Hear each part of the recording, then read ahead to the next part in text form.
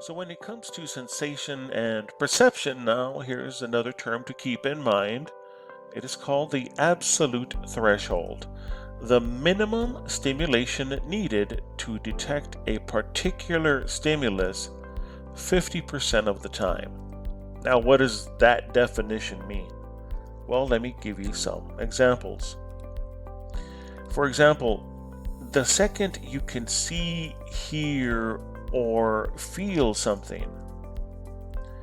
Now, you're saying, well, all of us can see, hear, and feel, but all of us have different sensations and can pick up on things that other people cannot.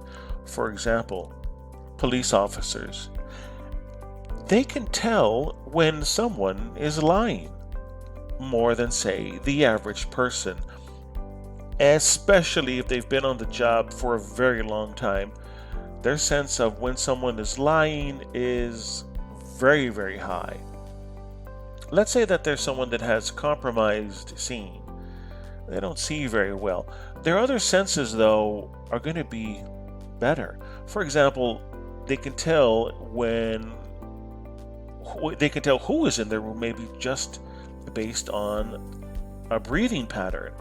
If someone has a very specific breathing pattern, they might know who it is, and that's something that a typical person wouldn't even notice. Or a certain perfume, or even footsteps. By listening to specific footsteps, they know who's in their room or who's right around the corner. I used to work in radio for a long time, and by simply listening to commercials, I can tell what computer program they are using. So all of us have a different absolute threshold for seeing, hearing, or having a sensation, a feeling about something. And for everyone, it's just a little bit different. Now, that leads us to subliminal. This is input below the absolute threshold for conscious awareness. So, some of you may be familiar with this term, subliminal. Sometimes we give clues that we're not even aware. For example, if we're talking to someone that we don't like, we might give subliminal clues we're not even aware of. We don't look at them, we look away from them. Or we give away clues that we do like someone. Let's talk about casinos. Now, they do things that people maybe aren't necessarily aware of to get you to stay longer and spend more money in the casino.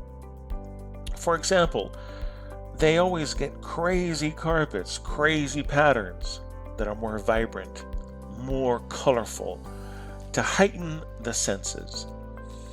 They don't have any clocks, any windows, or the machines are in a maze layout.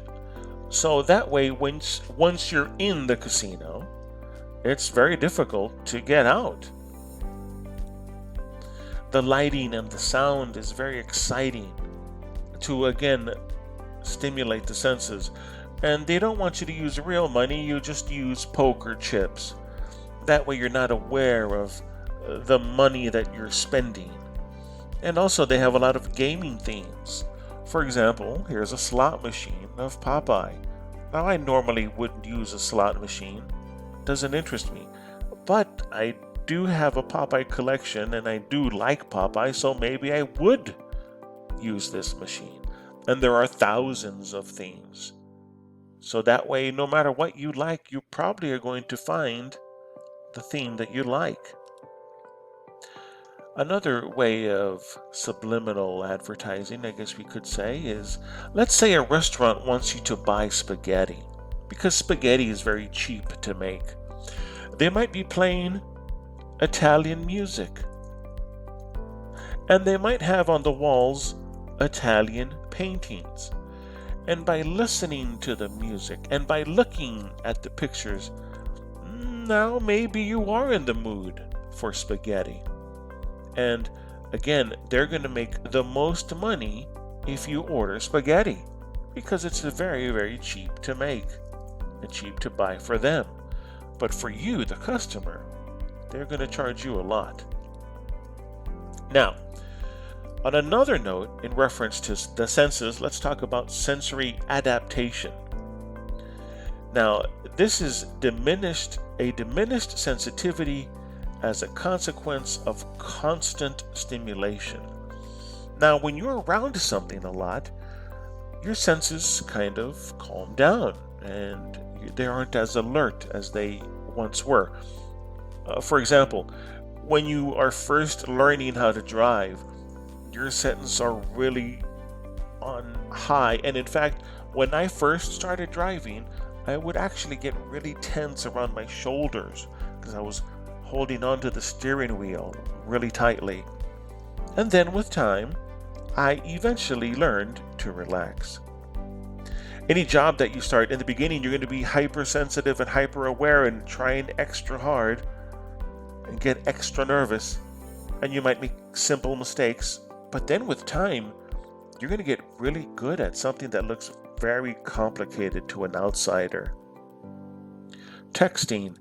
When you first are texting someone that you like, you're in a heightened state to text back, to be witty, to make sure that you're going to say something so that they'll write you back. But then with time, you learn to relax and you enjoy the relationship.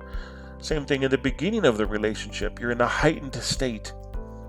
But then with time, you learn to relax. Or a good example of sensory adaptation, if you're in a home and it smells of cats because you have a lot of cats, you're not even going to notice the cats. You're not going to notice the cat smell, I should say. So then when you have a guest, they're going to smell the cat smell, and you're going to be, wow, I didn't even notice that. You've gotten so used to the smell of cats in the home, you don't even notice it. Same thing applies to temperature. So you could be in a room that is very, very cold, and when someone walks in from the outside, they're going to say, oh my God, it's so cold in here. But again, you don't even really notice it because you've been in there for so long. That is an example of sensory adaptation. Now, let me read a couple of jokes. And let's start with the first one. What would you get if you crossed a rabbit with a bumblebee? You would get a honey bunny. What kind of music does a bunny listen to? The example is hip hop. Third one. What do you call a bunny transformer? Optimus Prime. There you go. Now, let's look at an image. What do you see? Chances are, right off the bat, you probably said bunny or rabbit. Now, if I wanted you to give a different answer, I might tell you a different set of jokes. What if I had said, why did the duck get arrested? For selling quack. And then, what do you see when a duck bends over? Their butt quack. And then I said, now look at this image and tell me what you see. You might say a duck. See, those two images were led by the jokes. Priming. Activating, often unconsciously, associations, setting us up to respond in certain ways. The picture of the duck and the rabbit are actually the same.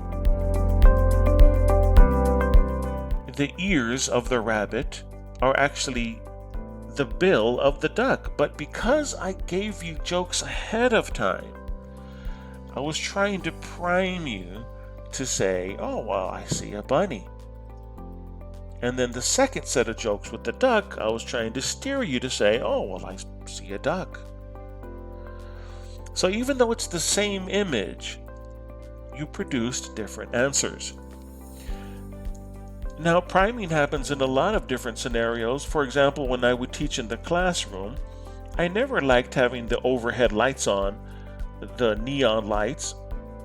I would always have lamps on to create a soft atmosphere in the room.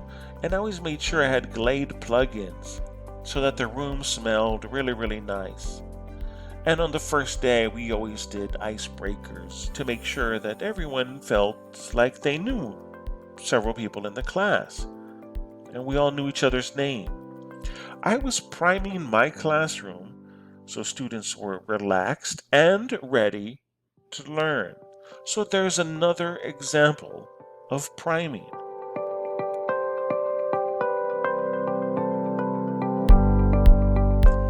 Now, this next term, perpetual set.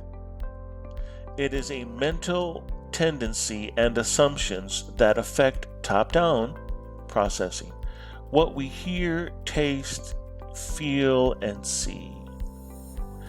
Perceptual set is an example of top-down processing. In other words, you see what you want to see, and you hear what you want to hear. And we often have a pre-existing mindset to see what we want to see. Perceptions are influenced top-down, not only by our expectations and by the context, but also by our emotions and our motivation. Let me give you an example. Let's say that there's someone and he's trying to prove that in Scotland there is a creature called the Loch Ness Monster. And he takes this photograph and he says, "Look, I have proof that there is a creature in Loch Ness." In Scotland, a loch is a lake. So they would say, "Look, here is evidence." Now, this could just be a branch. It could be a bunch of branches floating. It could be any number of things. It could be a boat that is upside down floating. It could be garbage. It could be a tarp. But his mind is so set and he wants to believe that he sees something, that he will. Same thing. Over here is another picture. Sometimes we have people that are trying to prove that Bigfoot is real in the forest. And they'll take this picture. They'll say, "Look, I have proof that there is a Bigfoot. And I took a picture," and it could just be a piece of wood. It could be just any number of things. But their mind is so set that they see what they want to see. Many times when we look in the mirror, we subliminally get ready. We suck in our stomach a little bit. We stand up a little bit straighter. We opened our eyes a little bit more to take in the image. Before we see ourselves in the mirror, we get ready. So we have a perpetual set. But if you've ever looked at yourself and you didn't intend to, for example, let's say you open your cell phone to take a picture of something, but it's actually set on for the selfie mode, and you see yourself and you're not ready, sometimes you can startle yourself, like, "Whoa, is that what I look like?" Sometimes I'll see myself accidentally in the rearview mirror when I'm driving. Now I'll get a glimpse of myself and I look so sleepy. I didn't prepare myself. I didn't have a perpetual set as to what I want to see. So what I actually saw was a very sleepy version of myself. So that's what a perpetual set is. Top-down processing, where we hear, taste, feel, and see what we want to see.